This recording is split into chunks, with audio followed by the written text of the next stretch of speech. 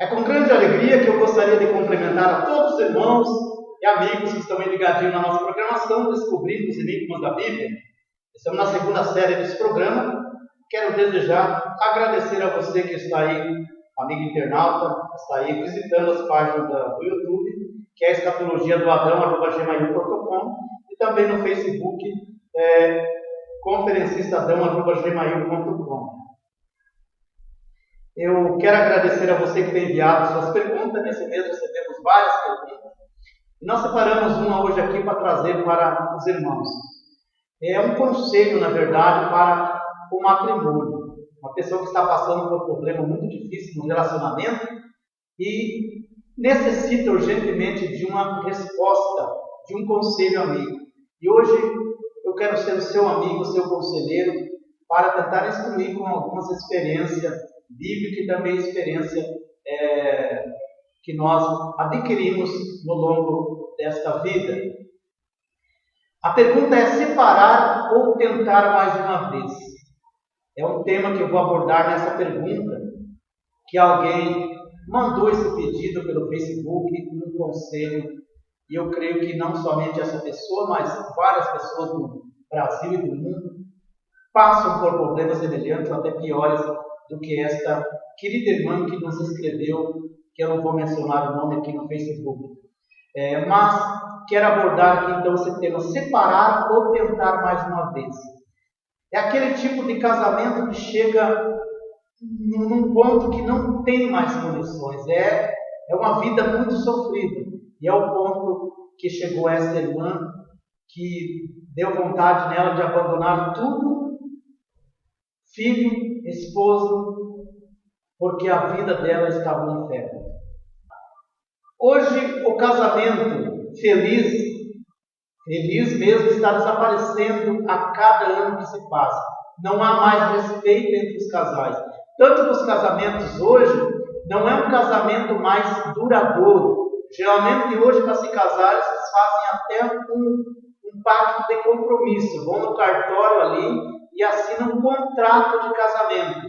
Aquele contrato vai permanecer até o dia em que vencer aquele contrato. O meu contrato é 3, 5, 10 anos. Venceu, você está livre.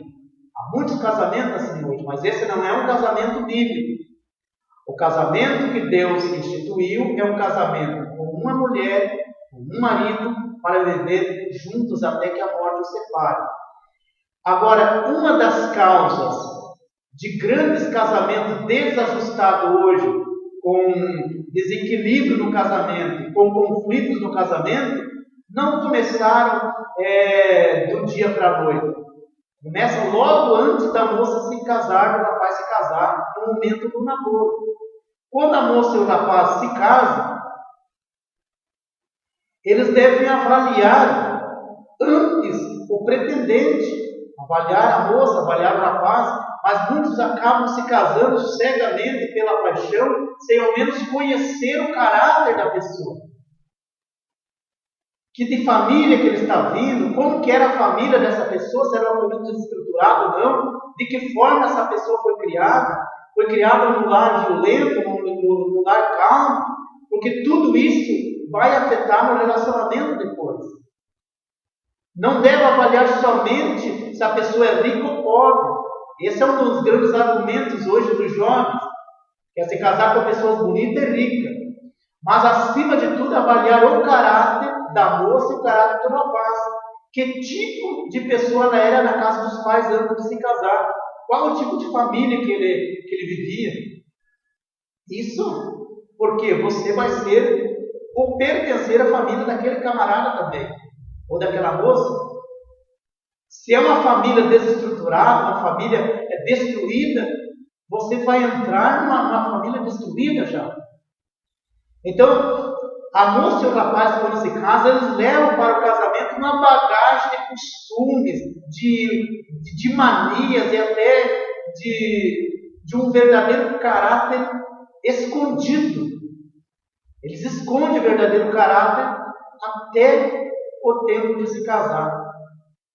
É como uma caixinha de surpresa que aos poucos vai se abrindo no desenrolar do casamento de longos anos.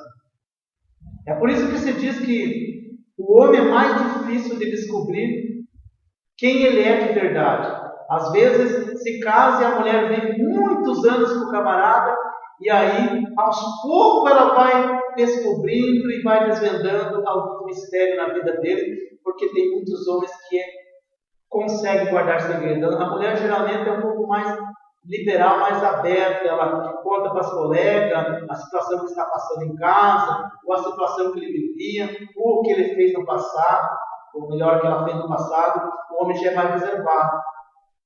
Então aí aquele rapaz que era simpático com a moça antes de se casar, que era um rapaz meigo, né? Agora, de repente, aos poucos ele vai mudando e vai perdendo aí o respeito por a esposa, vai perdendo o seu jeito de tratar ela, e ela a pouco vai percebendo que ele parece que vai perdendo o amor. É que, na verdade, o caráter dele está sendo, vai se revelando aos poucos.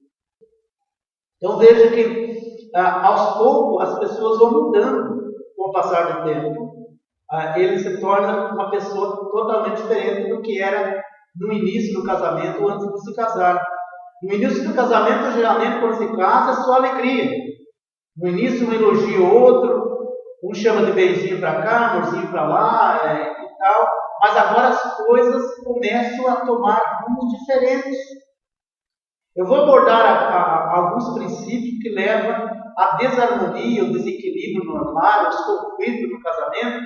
Eu quero que você preste muita atenção, para você que enviou essa pergunta e para você que de repente está passando por esse tipo de problema.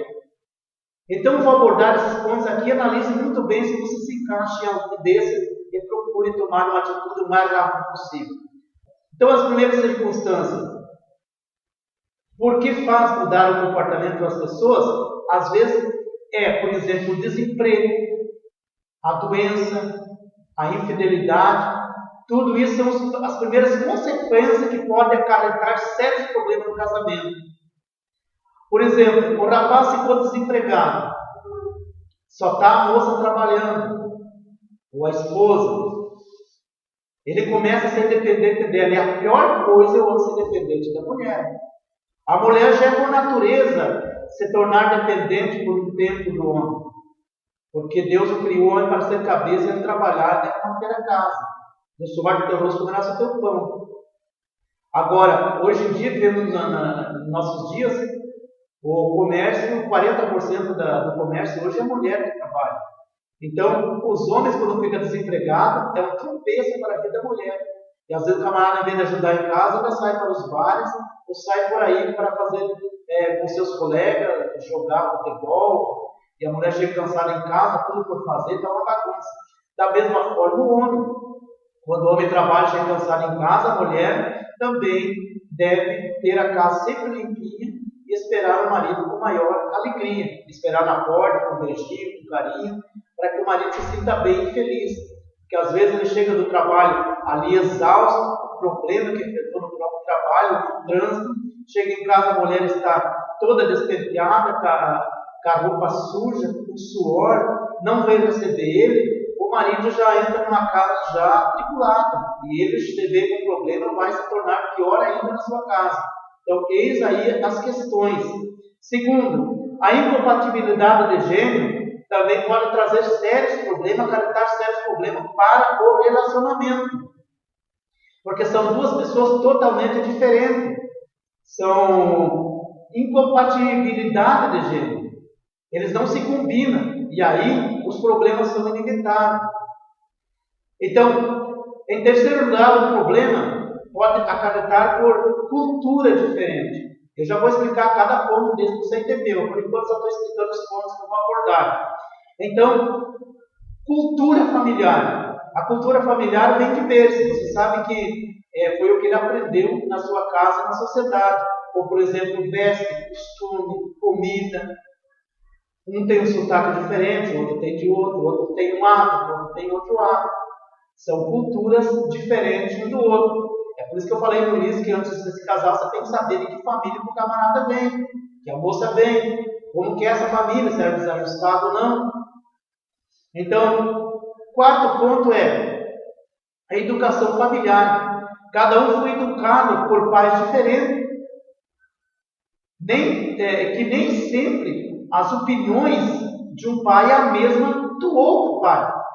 Uns, por exemplo, são mais liberais. A moça podia sair, voltar a hora que queria, o rapaz podia sair, podia ir para as baladas e tal, e o pai não ligava, era liberal. Outros eram radicais, a moça não saía nem para ir no mercado sozinha. Então, são esses tipos de conflito que vai enfrentar. Os que foram criados, por exemplo, em lares liberais, quando se casam, pensam que podem continuar saindo e fazer bem o que quer.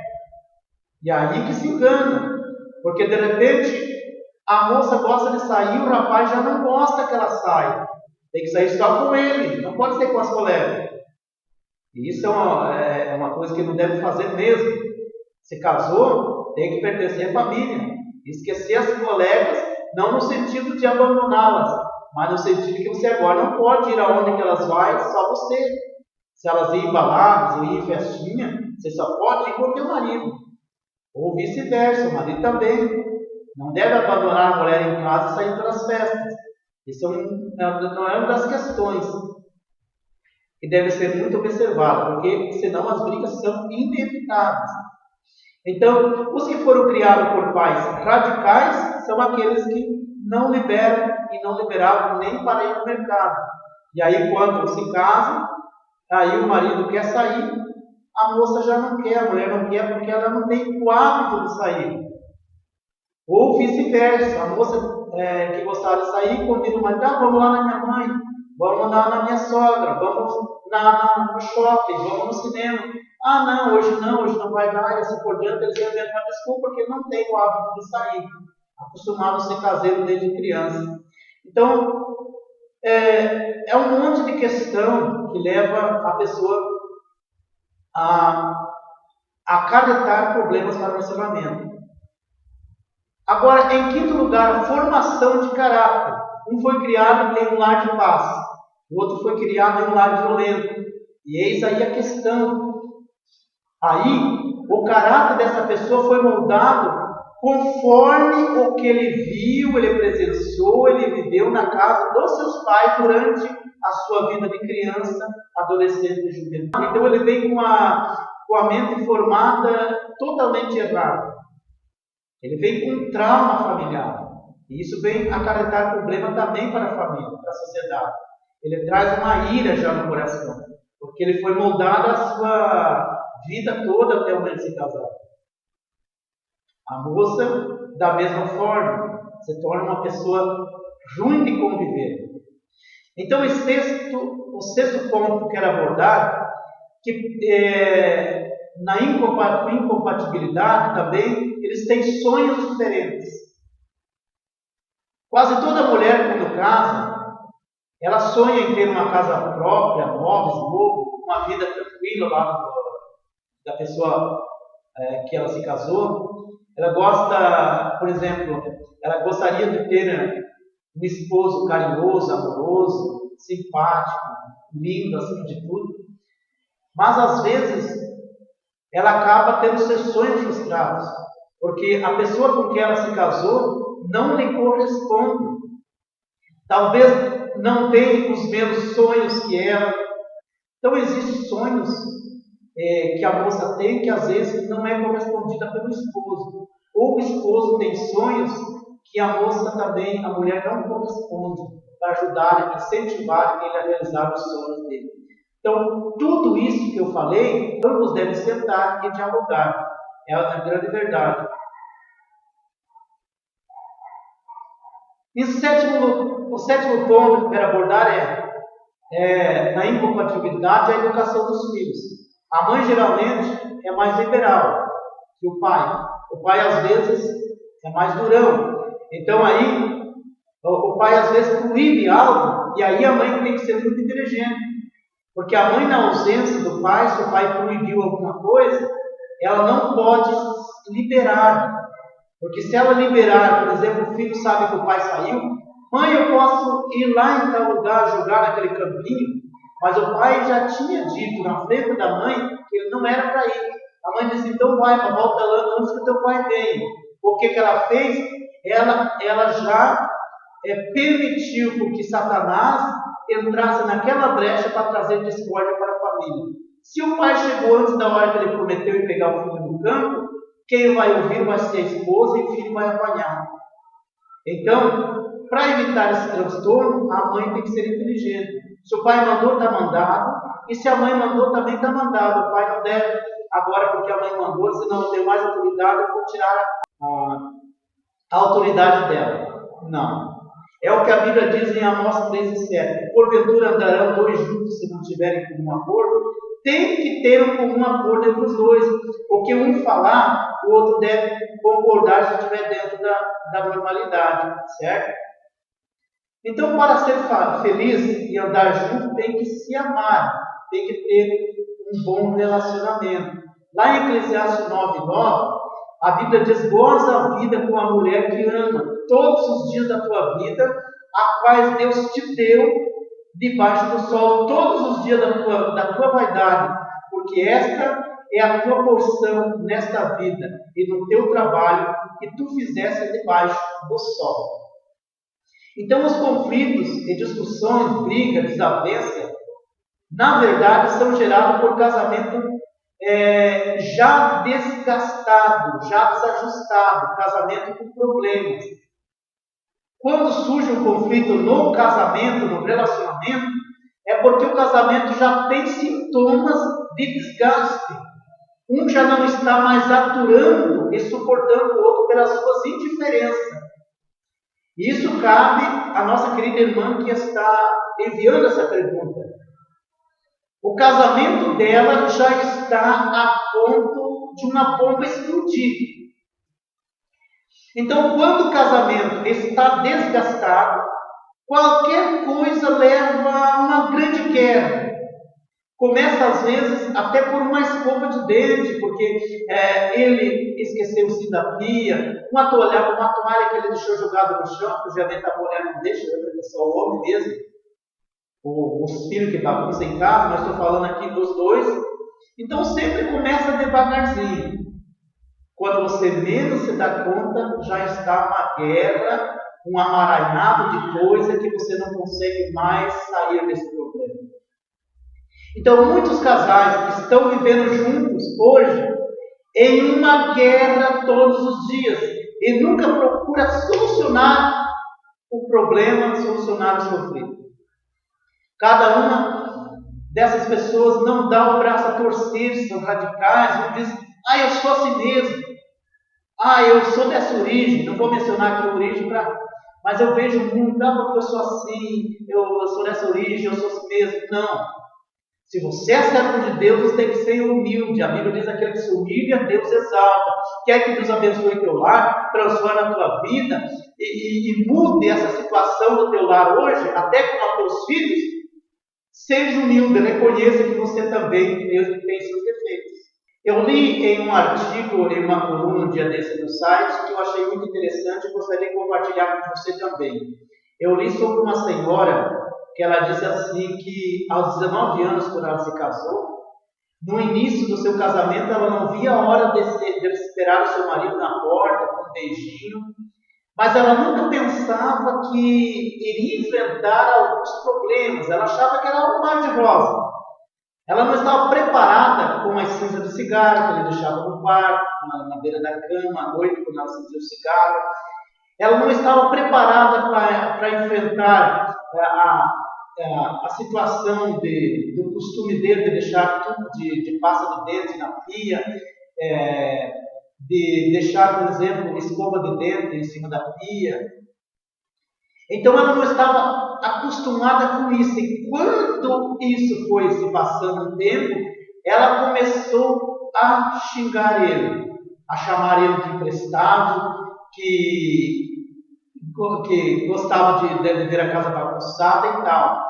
Só porque ele respondeu para ela: você me conhecia assim quando eu se casei com você. Você já conhecia eu assim. E ela disse: eu nunca pensei que um dia sofreria tanto ao lado do meu marido. Então tem jovens, ao se casar, que pensam que as coisas erradas só acontecem com os outros. Como ela nunca vai acontecer nada, ela vai ser feliz para sempre. É o sonho de Cinderela. Mas infelizmente muitos têm seu sonho frustrado, como já falei. Por isso que há necessidade de haver flexibilidade de ambas as partes. Você se casou com um camarada, você já conhecia os costumes dele, você conhecia ela, já sabia os costumes dela. Então o que tem que se fazer? Ambos se sentarem, colocar as cartas na mesa e dizer: olha, eu se casei com você, você tinha esse defeito e eu também tinha. Só que já está na hora, eu acho que nós já somos adultos, nós colocar os pingos nos is, como diz o ditado, e tentar nós dois fazer a nossa parte para nós tentar mudar o nosso relacionamento. Nada de uma boa conversa, nada do que uma boa conversa não possa mudar a situação no casamento. Agora, se ambos não dão o braço a torcer, não for flexível, não vai conseguir mudar a situação. Então tem que haver uma disposição para mudar.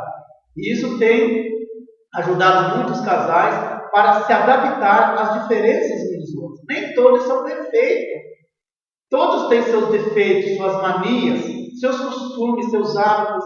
Mas quem se casou com pessoas que têm esse tipo de situação, tem que procurar ir se adaptando ao jeito dele e ao jeito dela. E assim a casa, aos poucos, ela vai se ajustando. E assim terminam se adaptando uma ao outra, e com certeza as diferenças não vão aparecer mais. Porque às vezes a gente observa em um lar feliz que a gente que é de fora percebe os erros, os defeitos, mas os dois que estão unidos ali, um não vê o defeito do outro, porque eles já se acostumaram a se habituar com o defeito do outro.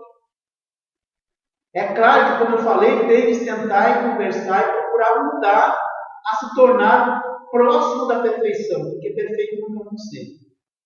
Então é claro que, como eu já falei, não existe casal perfeito, mas existe casamento que pode ser feliz mesmo com as dificuldades dos outros. Isso deve ser reconhecido por ambas as partes. Tá? Então cada um de nós tem que se corrigir, temos que determinar regras para a nossa própria vida.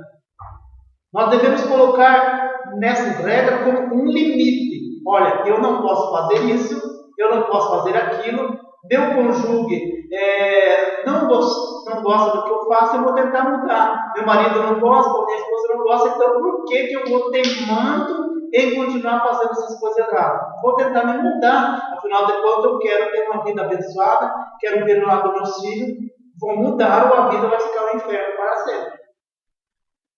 Então as desavenças no casamento, as desavenças só vai terminar quando nós se humilhar e dar conta que estamos agindo de maneiras erradas.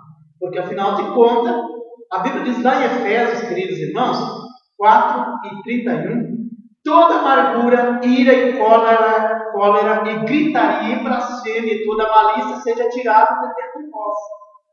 Então não espere, queridos irmãos, não espere que Deus vai tirar todos os problemas, as dificuldades do seu casamento, se você não se esforçar. Você tem que dar um basta nisso, você tem que colocar um ponto final, você tem que se auto-educar. Isso é a grande verdade. Esperar que Deus resolva os problemas se você fica de braço cruzado não adianta. Tem que orar pela tua família, por tua esposa, pelos teus filhos, sim. Mas você tem que fazer a tua parte. Você é inteligente e sabe que nem tudo que você faz é 100% correto. Você tem que fazer a tua parte e mudar também. Então não resolva os conflitos com as mãos também, mas com a inteligência. Os conflitos nunca devem ser resolvidos pelas forças. Mas se existe conflito no casamento, o casal tem que procurar resolver. O casal precisa encontrar um equilíbrio para o relacionamento dar certo. Um saber ouvir o outro é a melhor coisa para um bom convívio. Veja o que diz em Efésios 5:22. Vós, mulheres, sujeitai os vossos maridos como ao Senhor. É muito difícil uma mulher sujeitar o marido como ao Senhor. O que uma igreja faz hoje para ser salva? Vai ao templo, lá ela ora, ela louva o Senhor, ela segue as diretrizes da doutrina bíblica. Então a Bíblia está dizendo aqui para a mulher amar o marido como ama o Senhor. E eu pergunto para você, você ama a Deus? Se você ama a Deus, você vai amar o teu marido, porque esse é o segundo maior mandamento. Jesus disse: o primeiro mandamento, amarás o Senhor teu Deus de todo o vosso coração e de toda a vossa alma. E o segundo, amarás o teu próximo como a ti mesmo. Se você ama o teu próximo é a tua esposa, teus filhos, teus vizinhos. Se você ama o teu próximo, vou colocar aqui a esposa ou o esposo, você não vai trair, você não vai enganar, você não vai tratar mal, você não vai xingar, porque você ama ela. Ou pelo contrário, você não ama nem a Deus. E o versículo 23 prossegue dizendo assim, Efésios 5:23. Porque o marido é o cabeça da mulher, como também Cristo é o cabeça da igreja, sendo ele próprio salvador do corpo. De sorte que assim como a igreja está sujeita a Cristo, assim também as mulheres sejam em tudo sujeitas aos maridos. Vós, marido, amai vossas mulheres como Cristo também amou a igreja e se entregou por ela. Veja o versículo 28. Assim devem os maridos amar as suas próprias mulheres como a seu próprio corpo. Quem ama a sua mulher, ama-se a si mesmo. Versículo 33. Assim também vós, cada um em particular, ame a sua própria mulher como a si mesmo, e a mulher reverencie a autoridade do marido. Eu aprendo uma coisa muito importante aqui. Que a mulher deve obedecer ao seu marido em razão do quê? Do amor que ele passa para ela. Agora, se o camarada trata a esposa mal, trata pior que uma empregada, faz dela um capacho, nunca elogia, nunca demonstra amor, sai para os bares, enche a cara, deixa faltar alimento em casa, ainda chega brigando com a esposa, brigando com os filhos, não educa os filhos, deixa tudo na responsabilidade da mulher. Aí eu pergunto, adianta querer que sua esposa obedeça em tudo você? Porque aí você não está seguindo as diretrizes da Bíblia. Vós, marido, amai vossas mulheres. No início diz, vós, mulheres, amai vosso marido, respeitá-lo, respeite eles, obedeça a eles em tudo. Como que ela vai obedecer o marido se o marido, por exemplo, diz assim, minha esposa não quer que você trabalhe fora, mas o camarada também não trabalha, e o dinheirinho que ele ganha nos umbigos, ele vai para os bares, estoura tudo, deixa a mulher passar a cidade em casa, o que ela vai fazer? Vai ter que trabalhar. Então nessa parte, não devemos levar ao pé da letra esse versículo. Você deve obedecer em tudo o marido, se o marido corresponder a você.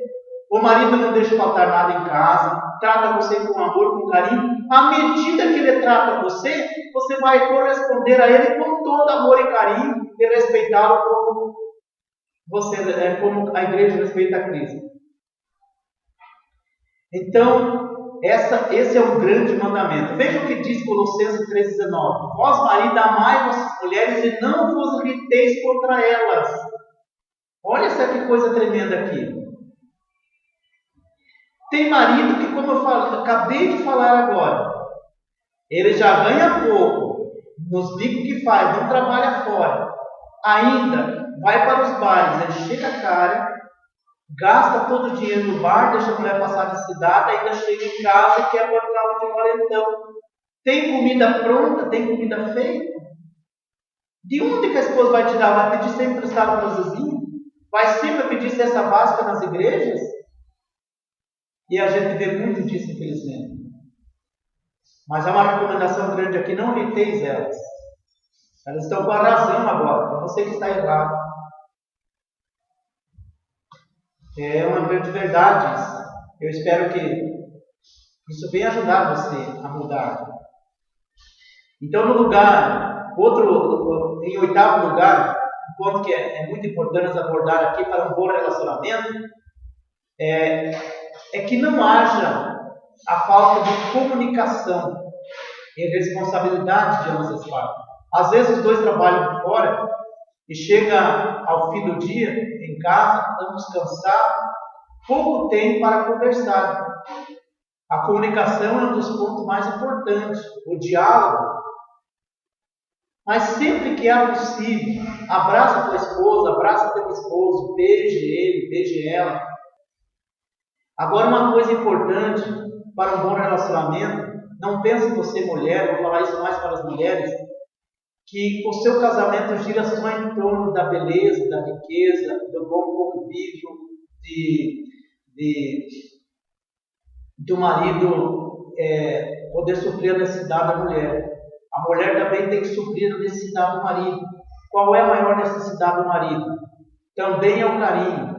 Mas 50% e alguns ainda alegam que é 70% do relacionamento é o sexo. Tanto o marido quanto a mulher, quando são saudáveis, têm desejo sexual. E tanto o marido quanto a mulher têm que satisfazer o desejo do outro. Infelizmente, em muitos casamentos estão deixando a desejar. Esse é um dos maiores motivos que leva à traição, que leva à desarmonia do lar, porque o marido acaba perdendo o apetite pela mulher ou a mulher pelo homem, quando um começa a rejeitar o outro.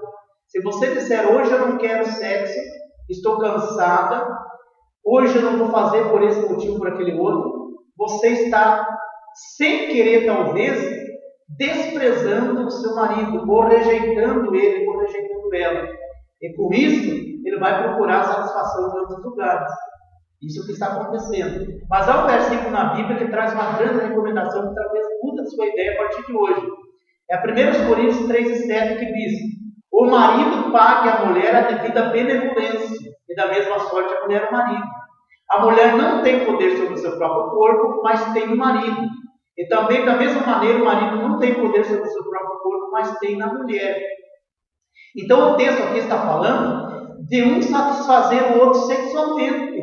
O homem não deve pensar em satisfazer somente o seu desejo, e nem a mulher. Ambos têm que satisfazer um ao outro. O corpo dela não pertence a ele, e o dele pertence a ela. O versículo 5 diz: não vos priveis um ao outro, senão por consentimento mútuo, por algum tempo, para vos aplicar em oração, em jejum e oração. E depois ajuntai-vos uns aos outros, ajuntai-vos outra vez, para que Satanás vos não tente pela vossa incontinência. Então, a pergunta é: o que é pagar a devida benevolência?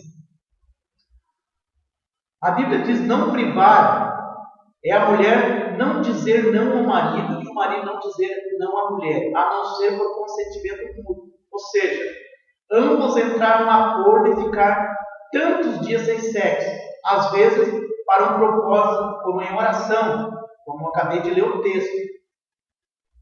Ou, por exemplo, quando a mulher está no período menstrual, TPM, deve ficar esse tempo ali sem relação. Mas, pelo contrário, eles não podem se abster. Por quê? Para que Satanás não tente pela vossa continuência, ou seja, pela continuidade de tempo que fica sem relação. Aí o marido fica com muita vontade, a mulher também, e ele acaba, Satanás dizendo: que adianta ficar com ela, não ter desejo, ela não quer ter nada contigo, vai procurar outra, tem tanta mulher fácil. Da mesma forma ela, no trabalho, acaba fazendo uma amizade, assim por diante. Então, procure não se abster-se um do outro. Procure satisfazer um outro e, com certeza, nesse ponto, pelo menos nesse ponto do sexo, vocês vão se dar muito bem no casamento. E as demais coisas, o diálogo pode resolver. Mas, muito bem, o assunto em foco hoje o tema que eu coloquei é separar ou tentar outra vez. Então, na verdade, se tratando de um casamento sério, responsável e para os que confiam em Deus, o casamento ela teria que ser uma união permanente. Veja o que diz a Bíblia em Mateus 19:5. A Bíblia diz assim, Mateus 19:5, a Bíblia diz assim: portanto, deixará o homem pai e mãe, e unir-se à sua mulher, e serão dois uma só carne.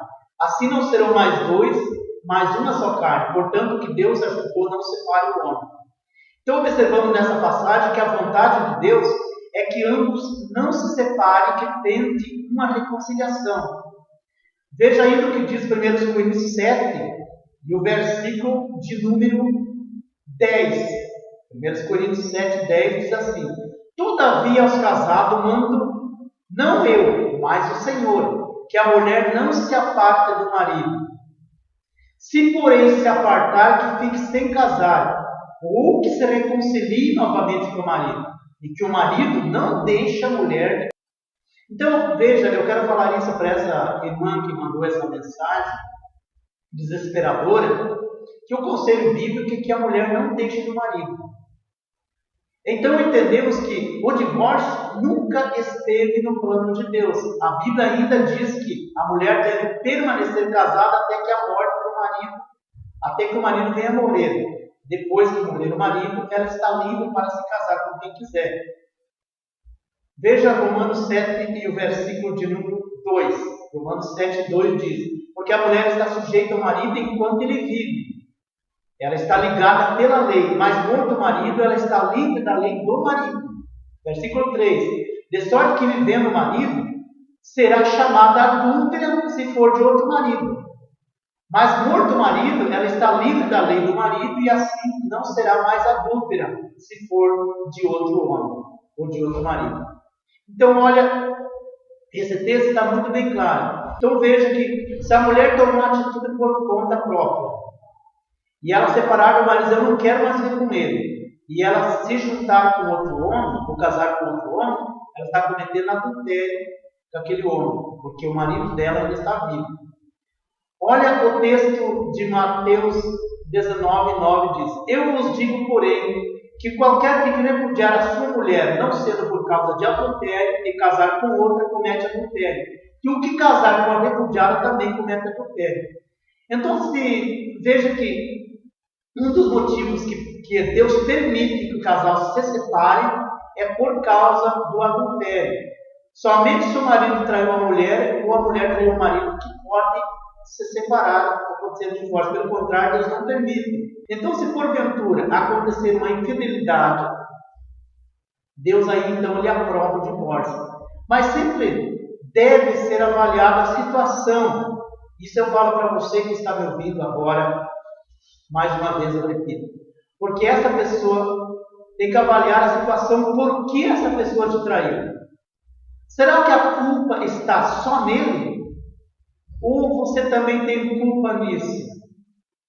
Será que não foi porque você não satisfazeu ele sexualmente, como eu falei, deu motivo demais para ele simplesmente procurar uma casa de prostituta? Tem que avaliar isso. Porque às vezes ele só cometeu aquele deslize, ele foi lá numa boate, numa casa de massagem, ou sonda, como queira dizer o nome, só teve uma relação porque não suportava mais, deu um ponto fraco, Satanás usou ele foi e cometeu aquele delito, que é um adultério também. Mas foi só aquele deslize, ele não cometeu mais. Tudo isso deve ser avaliado pela mulher, certo? Mas como ordenança de Deus, o divórcio nunca deveria ser cogitado. Mas às vezes chega a um ponto que não dá mais, como por exemplo a traição contínua. Eu vou tentar aqui dar a minha opinião quanto à possibilidade de uma reconciliação. Então veja, se vocês se amam, se vocês ainda então se amam, então deve se levar em conta. Se nunca teve problema antes, se ambos se amavam, viviam felizes, quem sabe foi só um deslize, uma tentação, como por exemplo, se fosse acusar, por exemplo, José, a mulher de Potifar, persuadiu José, se não fosse forte, ele tinha caído em adultério. Mas quem não estava lá, acusou José que tinha possuído ela, ele foi preso. Quem sabe a acusação contra teu marido é uma acusação falsa também. Tudo isso tem que ser averiguado, ou contra a sua esposa. Agora, se ambos ainda se amam de verdade, deve sim dar uma chance, pois o cair do homem e o levantar é de Deus. Segundo ponto, agora se já tinha problema no relacionamento antes da traição, se o casamento já estava desgastado, se o casamento já ia de mal a pior, como muitos dizem aos trancos e barrancos, o marido já tinha traído ela 1, 2, 3 vezes, 4 vezes, fica muito difícil um perdão, porque uma traição uma vez só, é possível que ele foi um deslize e não venha cair mais, mas algumas traições, 2 ou 3, isso vira hábito, e aí ele ou ela nunca mais conseguirão ser fiel. Uma hora ou outra Satanás vai apresentar algo fácil e ele pode cair novamente. Então fica difícil eu dar um conselho para você o perdoar. Aí fica a critério de você, o amor que tu sente por ele ou por ela, e a tua comunhão com Deus e o Espírito Santo que vai esclarecer isso. Só que, se perdoar essa pessoa, eu te digo, perdoe sinceramente para sempre. Quando acontecer de repente qualquer briguinha pequena, nunca jogue na cara o que essa pessoa fez no passado, porque aí nunca vai dar certo mesmo. Terceiro ponto, se tem filhos pequenos, deve ser avaliado e dar prioridade ao filho. Os filhos não têm culpa pelos problemas dos pais. Nunca queira abandonar teus filhos, porque teu marido é isso, a tua esposa é aquilo. Os filhos são dádiva, herança de Deus, e não deve ser abandonado, jogado ao mundo para criar sem pai ou sem mãe. Quantos filhos que estão aí na prostituição, hoje na droga, na criminalidade, porque foram criados sem pai. O pai é o geralmente que educa o filho e a mãe não consegue segurar ele, os filhos, quando chega a adolescência. Agora, quando tem um pai e uma mãe unidos ali, que educam pela palavra de Deus, raramente encontra um filho nas drogas. Isso é a grande verdade. Então, a pessoa, quando foi traída, é muito difícil de perdoar, mas convém analisar todas essas hipóteses que eu falei. Eu penso que cada caso é um caso, deve ser avaliado minuciosamente. Nunca devemos tomar uma atitude precipitada. Sempre devemos optar pela reconciliação. Por isso, devemos sempre orar e pedir ao Espírito Santo que venha nos esclarecer. Você que tem uma dúvida e não quer se basear somente num conselho, assim, ore a Deus, peça, Espírito Santo, me dá uma iluminação, ilumine o meu caminho, ilumine minha mente para que eu possa tomar uma atitude correta. É o que eu digo para você hoje e quero pedir que Deus abençoe teu lar, que Deus venha realmente transformar a tua vida e que a partir de hoje teu casamento seja uma bênção. Converse com o teu marido, com a tua esposa, entre num bom diálogo, coloque as cartas na mesa e os pingos nos is e procure aí entrar para a reconciliação, é o que eu desejo em nome de Jesus. Amém.